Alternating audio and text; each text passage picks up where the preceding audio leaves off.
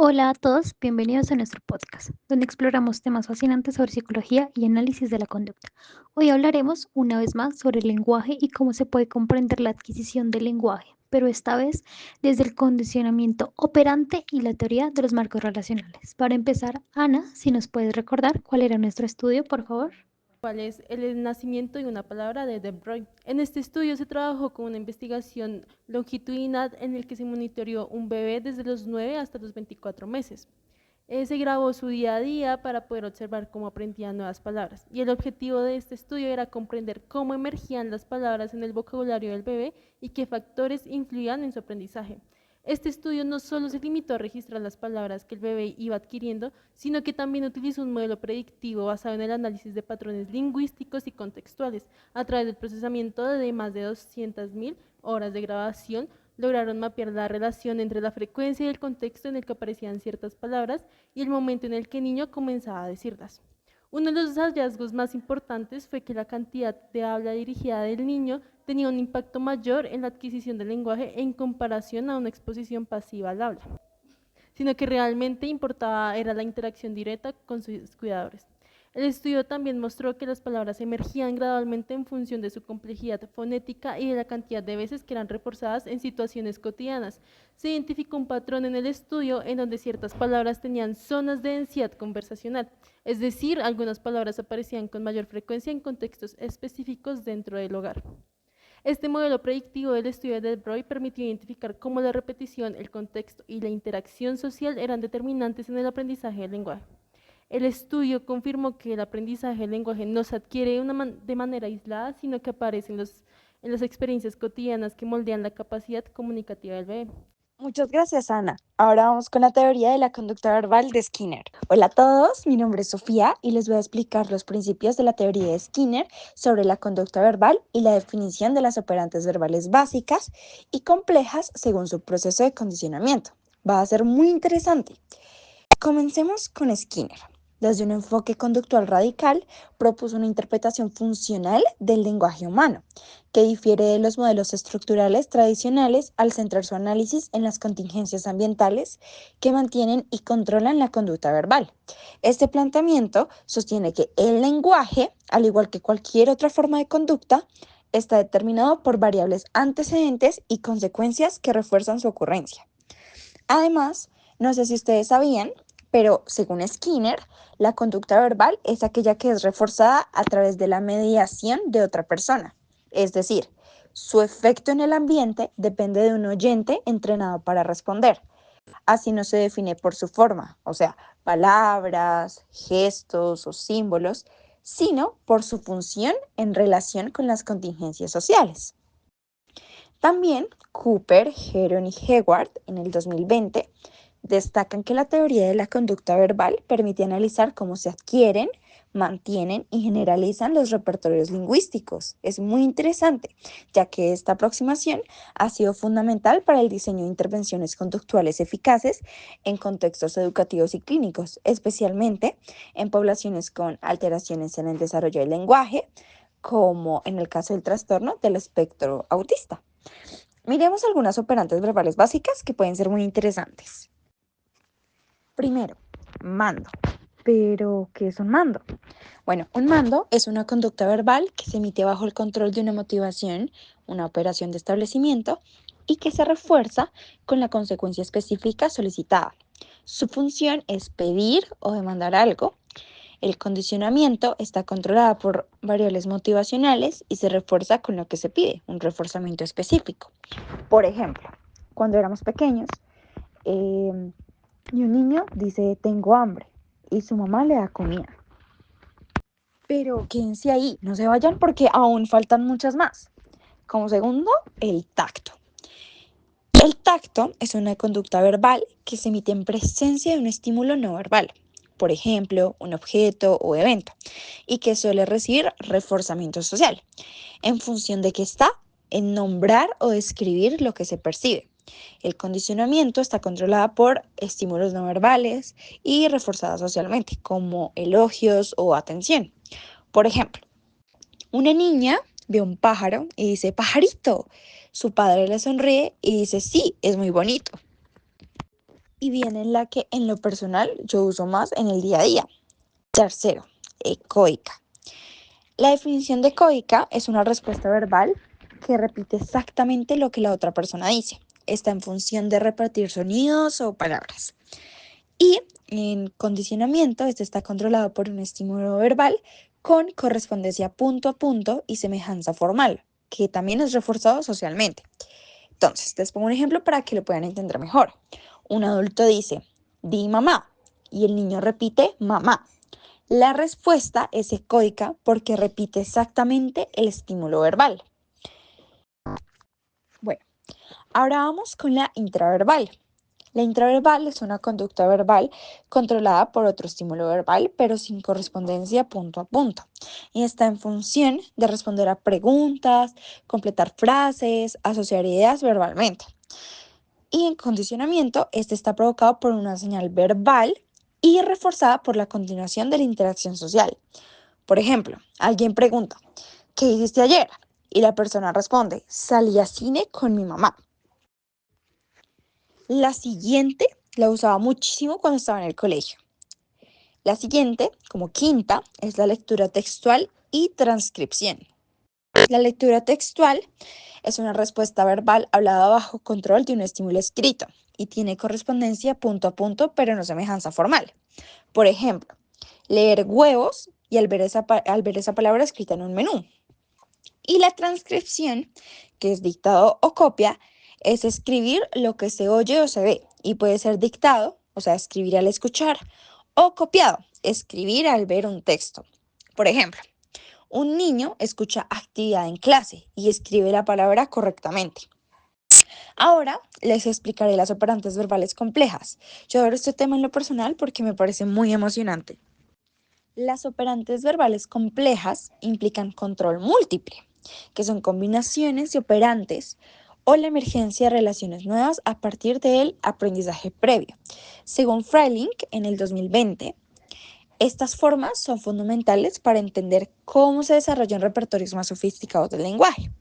Entonces, empecemos. Como primera están los autocríticos. Los autocríticos son respuestas verbales que modifican la función de otras respuestas verbales, añadiendo información sobre la certeza, la fuente del conocimiento o la estructura gramatical. Está en función de aclarar, modificar o calificar otra conducta verbal. Por ejemplo, decir, creo que terminé el proyecto, en vez de terminé el proyecto, indica una menor certeza. El autocrítico, creo que, modifica el impacto de la afirmación. Como segundo, tenemos control múltiple. El control múltiple es una conducta verbal que puede estar controlada por más de una variable. Por ejemplo, una motivación o un estímulo visual. Les pongo otro para que lo puedan entender mejor. Una niña dice, quiero la muñeca rosa, señalando el juguete. La palabra quiero se emite por motivación, que es un mando, mientras que la muñeca rosa responde al estímulo visual, que sería un tacto. Como tercero están las relaciones derivadas, que viene como del lenguaje emergente. Y esto es cuando una persona emite respuestas verbales nuevas sin haber sido enseñadas directamente, gracias a que ha aprendido relaciones entre estímulos. Está basado en procesos de equivalencia de estímulos, simetría, transitividad y reflexividad. Por ejemplo, un niño que sabe identificar varias frutas como manzanas, naranjas y peras puede derivar que una fruta desconocida, como por ejemplo una ciruela, también pertenece a la clase de frutas sin necesidad de haber sido enseñado explícitamente sobre la ciruela. Una pequeña conclusión que aborda la teoría de la conducta verbal de Skinner, que está respaldada por Cooper y otros en el 2020 y ampliada por Flying también en el 2020. ¿Qué pasa? Proporciona una comprensión funcional del lenguaje basada en principios de aprendizaje. Y las operantes verbales básicas permiten analizar y enseñar funciones específicas del lenguaje, mientras que las formas complejas explican cómo se integran y amplían estos repertorios a través del control múltiple y las relaciones derivadas. Dichas teorías ofrecen una perspectiva funcional que explica cómo el lenguaje se forma a través de procesos de aprendizaje operante Y esta teoría no solo permite entender la adquisición del lenguaje en etapas tempranas, sino también la expansión y complejización del repertorio verbal a medida que los individuos interactúan con su entorno y la comunidad verbal. La intervención basada en este modelo ha demostrado ser muy efectiva, ya que especialmente en contextos, como les hablaba anteriormente, de habilidades comunicativas en personas con autismo, ya que permite estructurar la enseñanza de manera sistemática y enfocada en el control de variables motivacionales y sociales que influyen en la conducta verbal. Y la conducta verbal no es solo un conjunto de palabras, sino una serie de conductas operantes que se desarrollan y mantienen dentro de un contexto social, siendo esenciales tanto para la comunicación como para la interacción social. Ahora cuéntame, Ana, ¿cuáles son las operantes verbales que uno puede identificar en el repertorio conductual del caso que presenta De Broglie? Por favor, identifica esas variables. Gracias, Sofía, por supuesto. Las operantes verbales que pueden inferirse en el estudio de De Broglie se alinean con la propuesta de Skinner sobre el lenguaje como conducta verbal. En este estudio observamos cómo un niño va desarrollando palabras bajo diferentes condiciones de control ambiental. Puedo explicar cada una de estas operantes con ejemplos inferidos en el estudio. La primera operante verbal es el tacto. En el estudio se documenta en la parte de las gráficas la palabra fish, en donde como ejemplo se podría inferir que el niño ve un pez en la pecera y dice fish. Esta conducta verbal es considerada tacto, por lo que está controlada por un estímulo no verbal, que sería la presencia del objeto, en este caso el pez. El niño nombra lo que ve sin necesidad de que se lo pida o que vaya a recibir algo a cambio. En este caso, que la variable control es la presencia del estímulo no verbal. Como segundo operante verbal está el mando. En el estudio se presenta la palabra kick, en donde se puede deducir que el niño dice kick para que le ayuden a patear la pelota. Este tipo de conducta verbal está motivada por una necesidad o un deseo. El niño quiere jugar. El mando, según Skinner, se emite bajo el control de una condición de privación o estimulación aversiva y es reforzado por una consecuencia específica. En este ejemplo, la variable control es la motivación por jugar u obtener la pelota. Como tercera operante verbal está el la ecoica. La palabra beautiful está presente en el estudio, infiriendo que el niño en un momento determinado escuchó a un adulto decir la palabra beautiful y el niño repite la palabra de manera inmediata, dando una respuesta vocal que imita el estímulo auditivo verbal que la precede. Esta operante verbal es bastante importante en el aprendizaje del lenguaje, ya que permite la imitación y reproducción de sonidos. La variable de control de este caso es el estímulo auditivo verbal. Por último, se puede identificar la operante intraverbal.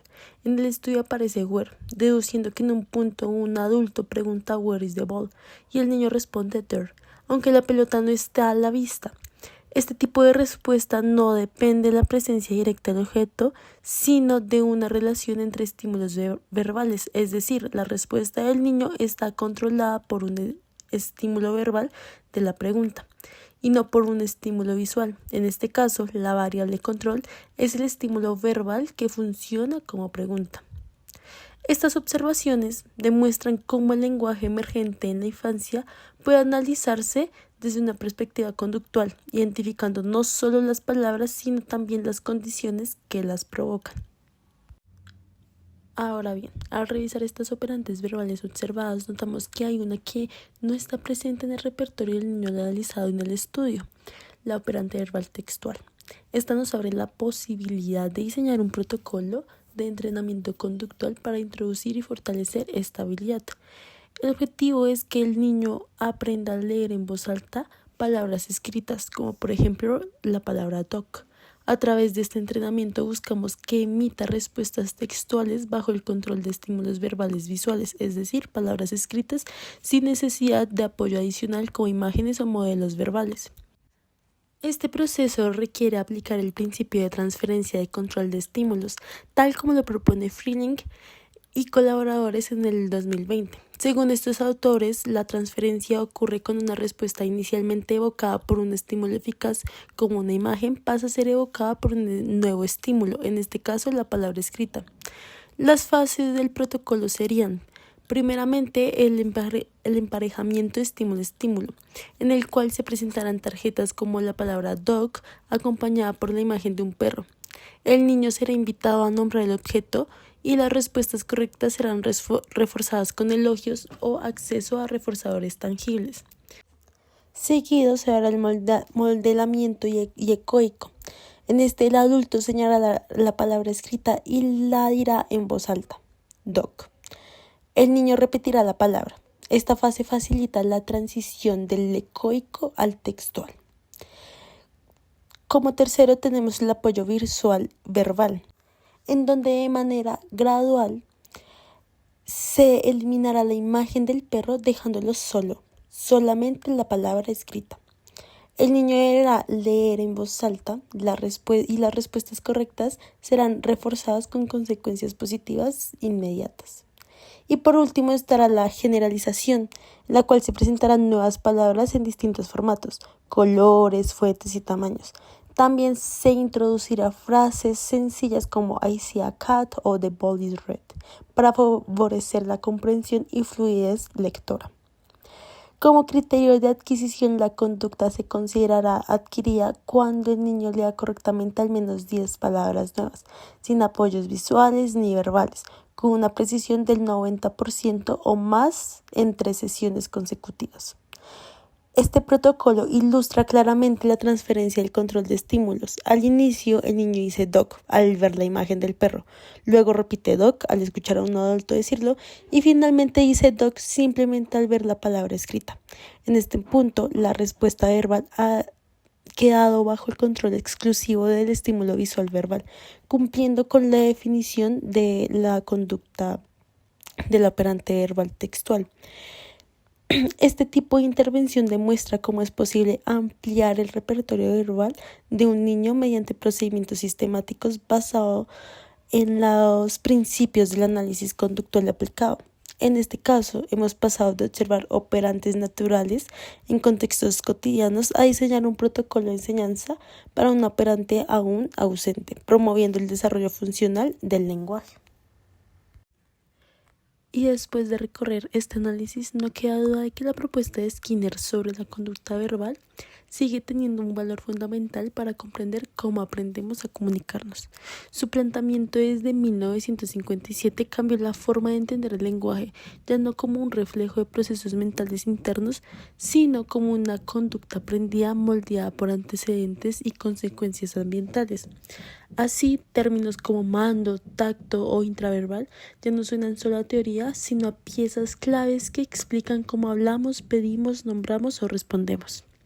El estudio de Debroy refuerza esta mirada al documentar cómo su hijo adquiría palabras como fish, kid o beautiful a través de la repetición, la contingencia social y la exposición constante al entorno verbal. Este análisis empírico valía mucho de las afirmaciones de Skinner, mostrando que la conducta verbal es una construcción social y ambiental. Sin embargo, es importante reconocer los límites de esta teoría. Skinner no logró explicar completamente fenómenos simbólicos más complejos, como las metáforas, analogías, el pensamiento abstracto o las relaciones entre estímulos que nunca han sido directamente reforzadas. Para abordar estas limitaciones surge la teoría de los marcos relacionales que amplía el análisis conductual clásico. Según Friedland en 2020, la teoría de los marcos relacionales explica cómo los humanos aprendemos a relacionar estímulos de forma arbitraria y derivada, lo que permite una comprensión más completa de la conducta sin necesidad de entrenamiento directo.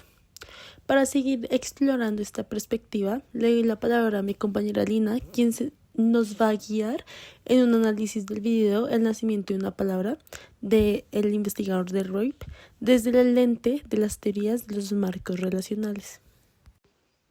Ahora hablaremos sobre el desarrollo de precursores relacionales y cómo estos sientan las bases para el seguimiento de reglas en la infancia, todo desde una perspectiva conductual. Analizaremos cómo se desarrollan las conductas verbales funcionales, cómo se figuran las relaciones derivadas y cómo se entrena el seguimiento de regla a través de appliance, tracking y augmenting. Comencemos.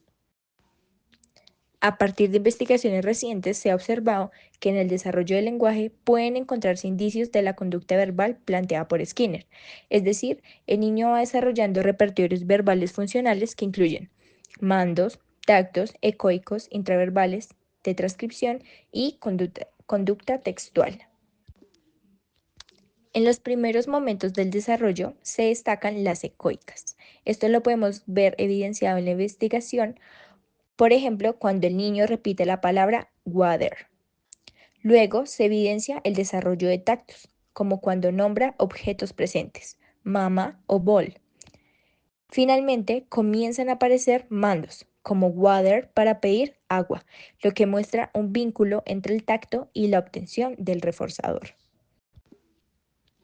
García y colaboradores en el 2013 hablaron sobre esta conducta verbal planteada por Skinner, pero además desde un repertorio funcional, del cual es posible identificar precursores relacionales que sientan las bases para las relaciones derivadas.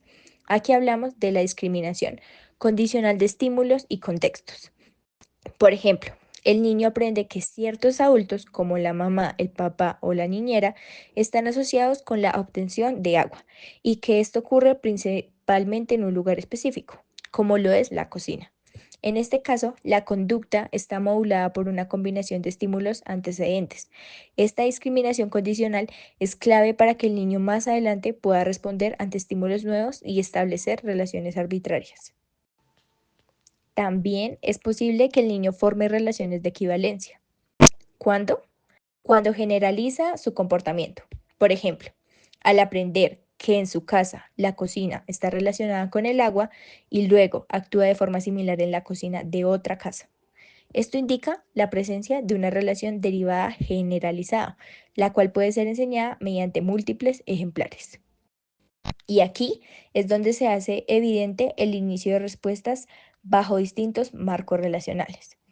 El niño puede responder ante marcos espaciales, como cuando señala o busca objetos en lugares específicos. Marcos causales, como anticipar consecuencias. Si digo water, me dan agua. Marcos jerárquicos, por ejemplo, priorizar a qué cuidador pedirle algo. O marcos de distinción, al diferenciar entre tipos de bebida. Estos marcos no solo reflejan un entrenamiento directo, sino también la capacidad del niño para derivar funciones relacionales en distintos contextos. Ahora bien, aunque el niño está desarrollando la capacidad de responder relacionalmente y de forma arbitraria, aún no es posible evidenciar un repertorio consolidado de seguimiento de reglas desde el responder relacional arbitrario de forma aplicable, el RRAA. No obstante, es posible entrenarlo. Te contamos cómo. Primero, el desarrollo de seguimiento de reglas orientadas a appliance. Este entrenamiento requiere que el niño haya adquirido redes relacionales y que pueda identificar las contingencias presentes en una regla. Así aprende que al cumplirla puede recibir consecuencias mediadas socialmente. Segundo, el entrenamiento en reglas orientadas al tracking. En este caso, el niño no solo ha pasado por playas, sino que ahora también entiende que las consecuencias no dependen de otras personas, sino del entorno mismo. Por ejemplo, si sigue una regla, accederá al agua directamente sin necesidad del reforzamiento social. Tercero, el entrenamiento de reglas orientadas al augmenting, que pueden ser motivacionales o formativos. Aquí el niño debe haber establecido redes relacionales y se busca crear o resaltar una necesidad personal para seguir la regla. Esto puede lograrse aumentando el valor de ciertas consecuencias o destacando la relevancia personal de una conducta. Recuerden que esta información fue sacada de Torneque 2016 Aprendiendo TMR. Entonces, ¿cómo podría iniciarse este entrenamiento? Una propuesta sería: primero, comenzar con múltiples ejemplares de relaciones arbitrarias. Por ejemplo, enseñar que distintas personas pueden responder al mismo mando, como cuando el niño dice water. Segundo, establecer plans, reforzando socialmente el seguimiento de reglas, con frases como dime si tienes sed o pide agua si quieres. De esta forma, cuando el niño ejerza este mando, se le refuerza dándole agua. 3.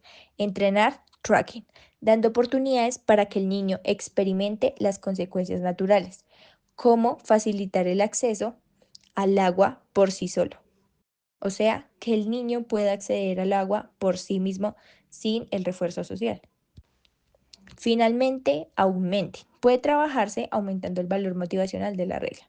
Por ejemplo, resaltando lo agradable que es tomar agua. ¿Cómo? Qué rico es tomar agua. Qué saludable es tomar agua. De esta forma, esto es un aumento motivacional que, como su nombre lo indica, motiva o resalta el valor de tomar agua. En adición, la TMR la podemos aplicar a múltiples campos. La podemos aplicar, por ejemplo, en el ámbito de la educación. La TMR es esencial para el entrenamiento del lenguaje, el seguimiento de instrucciones y la regulación de conductas en un aula, también para intervenciones clínicas, como la enseñanza de habilidades verbales y cognitivas en niños con desarrollo atípico, especialmente en contextos como el autismo o trastornos del lenguaje. También la podemos usar como una terapia. La aplicación de la TMR sirve para trabajar procesos como el autoconocimiento, la regulación emocional y la flexibilidad conductual, por ejemplo, con la terapia de aceptación y compromiso. También la podemos aplicar para cambiar normas sociales y normas culturales, ya que a través del análisis y la transformación de las normas rígidas, estereotipos y discursos dominantes mediante el entrenamiento en marcos relacionales flexibles se puede lograr un cambio. También en el desarrollo organizacional. En este se puede ver reflejado con el uso de reglas, valores y comunicación para alinear conductas en contextos laborales. Como conclusión, podemos entender el lenguaje como una conducta relacional aplicable arbitrariamente, en la que el individuo responde no solo a las propiedades físicas de los estímulos, sino también a relaciones contextualmente establecidas entre ellos. Esto amplía las posibilidades del análisis de la conducta tradicional, incorporando una visión más dinámica y flexible del comportamiento humano. La TMR también aporta una base pragmática para entender el pensamiento como una conducta verbal, que puede modificar otras conductas, incluso sin contacto directo con las consecuencias. Esto tiene especial valor para comprender los fenómenos como la planificación, el juicio moral, el seguimiento de reglas complejas y la formación del yo. Por último, la capacidad humana de establecer clases arbitrarias de estímulos mediante el lenguaje permite tanto expandir como limitar la conducta.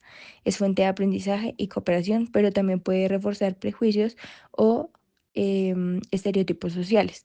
Por ello, la TMR se convierte en una herramienta poderosa para educar, intervenir, transformar y comprender, y en definitiva para promover repertorios más amplios, flexibles y sensibles al contexto que favorezcan el bienestar individual y colectivo.